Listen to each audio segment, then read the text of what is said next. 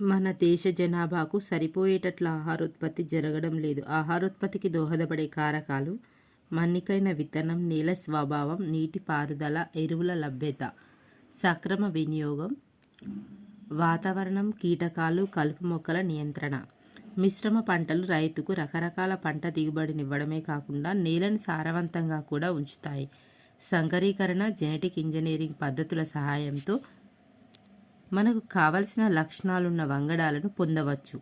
మొక్కలు 1% నీటిని మాత్రమే కార్బోహైడ్రేట్ల తయారీ, కిరణజన సంయోగక్రియలో వినియోగించుకుంటాయి. మొక్కలు పత్రరంధ్రాల ద్వారా కార్బన్ డైఆక్సైడ్ని గ్రహించడం, నీటిని నీటి ఆవిరి రూపంలో విడుదల చేస్తాయి. ఆరుతడి పంటలు నీటి లభ్యత తక్కువగా ఉన్న ప్రదేశాలకు అనువైనవి. మొక్కలకు నైట్రోజన్, ఫాస్ఫరస్, పొటాష్ వంటి లవణాలు ఎక్కువ మోతాదులో అవసరం. వీటిని స్థూల పోషకాలు అంటారు.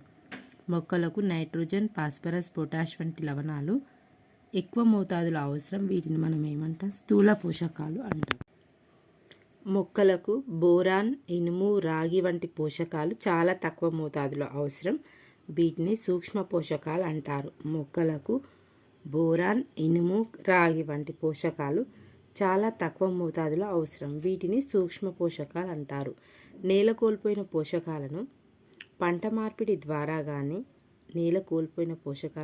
మార్పిడి ద్వారా కానీ సేంద్రియ ఎరువులు లేదా రసాయన ఎరువులు వాడడం ద్వారా కానీ తిరిగి పొందవచ్చు. మిశ్రమ పంట సాగు వలన నేల సారవంతం అవుతుంది. ఒక పంట ఉపయోగించుకున్న పోషకాలను మరో పంటను సాగు చేయడం ద్వారా తిరిగి పొందవచ్చు. సహజ ఎరువుల వాడకం ద్వారా నేలలో హ్యూమస్ శాతం మరియు నీటిని నిలుపుకునే సామర్థ్యం పెరుగుతాయి. ఏ మొక్క ఆకునైనా పచ్చి రొట్టె ఎరువుగా ఉపయోగించుకోవచ్చు.